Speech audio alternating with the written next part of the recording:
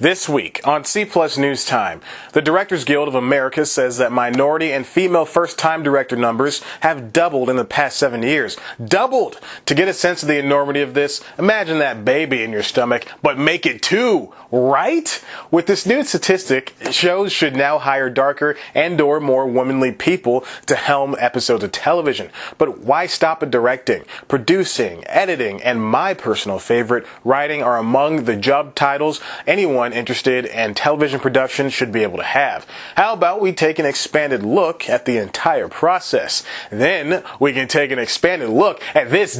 Okay, Ron, I said no dirty jokes in the cold open. This is the first and last time I'll let you write a flippin' intro. It's C Plus News Time. Delivering to you the news you didn't know about, the news you didn't care about, and the news you didn't know you cared about. With host, Chad White. Now, here's that host, Chad White.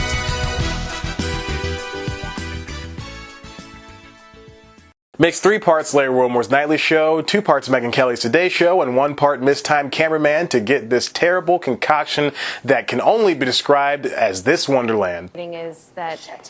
Welcome back to C Plus News Time. I'm your host, Chad White. This is the comedy news you didn't know about for the week of September 25, 2017. This is the greatest video in the world. The Directors Guild of America, heretofore referenced to as DGA for the sake of brevity, just like any other guild, is by the people for the people. I think I got that backwards, but you get the point. The DGA only wants to represent its lifestyle in the best way possible, which is why they started an initiative in order to get female and minority groups better represented in terms of directing on television.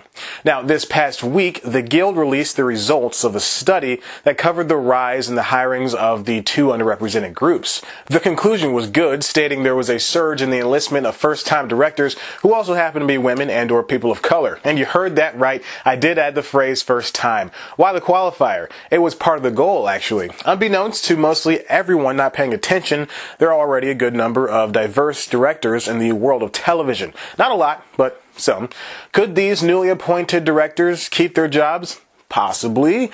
Could this one chance to direct be their only job? Maybe. But the point is the DGA got them there in the first place.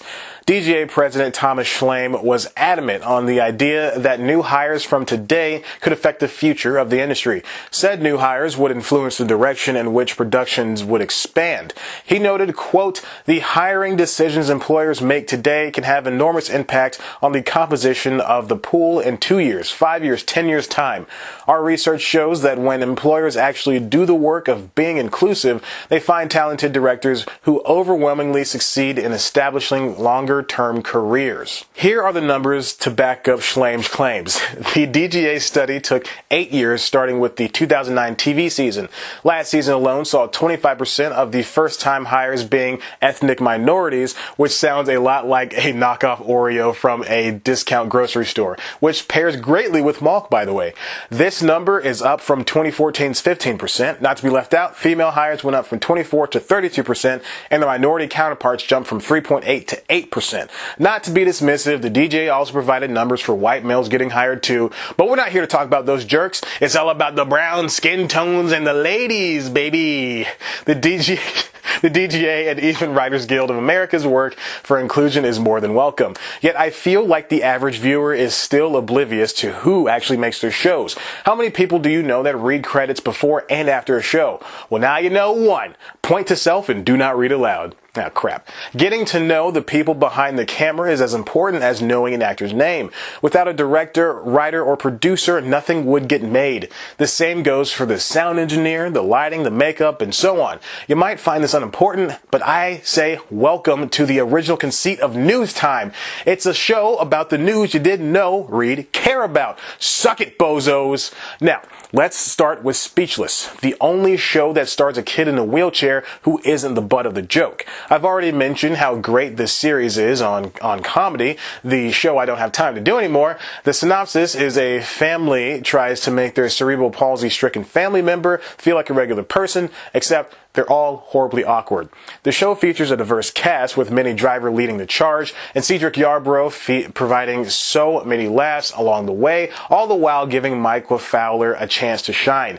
On top of those tidbits, their behind-the-scenes crew is diverse too. Christine Guernon directed the pilot and a bunch of others, making 7 total in this first season and 2 more in this second season so far. Nikki Schwartz-Wright wrote a handful of episodes, as did Danny Chun and Miriam Datskovsky. But these are just a sample of their crew. Insecure is just as, or if not more, diverse. The story follows Issa Rae playing a version of herself, leading a mostly black cast, I might add, as she deals with all manners of problems from work to relationships. Shameless plug time, I reviewed this past season of Insecure, and I did a good job, I might say. Insecure's crew consists of Ray, director-writer Melina Matsoukas, director-writer Prentice Penny, and a slew of other phenomenal writers. Larry Wilmore executive produces, and musician Raphael Sadiq, known to black children forced to listen to their parents' music in the car across the U.S., is the show's composer. What a bundle of talent this HBO show got. Not to be outdone, Comedy Central's own new far-right show, The Opposition with Jordan Klepper, features a robust and varied cast and crew. His citizen journalists are more diverse than any show on the network, but take a look at those writers. 2 Chelseas, 2 foreign-sounding names, and Akeisha Zoller. I interviewed her. She's a black woman with a white husband. More shameless plugging. Then there's Hulu's Difficult People, which follows 2 cynical New Yorkers trying to make it big in the entertainment industry. It was created by one of its leads, Julie Klausner, and features a gay man lead with the likes of Billy Eichner, the one and only, the great. That's pretty much it for the faces and secondary of the show. Still, the rest of the crew and a lot of the special guests are more varied than shows of television past. And finally, The Good Place. It's a series about the afterlife and what it means to be deemed good. The story is wonderful, probably the best in broadcast right now, which makes sense because the scripts are handled by a world-class team, including Megan Amram, Joe Mandy, and Alan Yang, along with other seasoned writers. Direction has been handled by the likes of Morgan Sackett, Payman Benz, and many more. What's more is the cast itself is filled with several golden-skinned and dark-skinned unknowns. Like the Titanic, I just barely scraped the iceberg when it comes to female and minority shows. Veep, Lady Dynamite, Unbreakable Kimmy Schmidt, Blackish, and Great News are among the vast number of peak TV shows with distinctly different crew members. They're mostly women too, apparently. While this may not seem important to the average viewer, it means oh so much for the betterment of television. We shouldn't have to sit through a Mad Men era of entertainment in 2017. We gotta vary this up. It's all about flavor, baby. If you take anything away from what I've shown you today, let it be this. As you watch a show, try to take in the credits too. You'll learn about writing style, show production, and so much more. It's easy to simply turn your brain off when watching a show, but try to avoid doing that. Do research on episodes that stand out to you. Follow the directors or producers on social media. I guarantee you'll only gain more appreciation for your favorite show if you give it a shot. And that's all the news I have for you for this week on C Plus News Time. Speaking of giving it a shot, why don't you subscribe and check us out on one of our other videos. Of course, you can head to the website cpluscomedy.com, where there's so many things that they all make sense more than this last sentence. You can follow us on Twitter at cpluscomedy, follow me on Twitter at ChadBlackWhite, like us on Facebook, listen to the Constitutionals podcast, and always, always, always support your local bands. Okay, bye.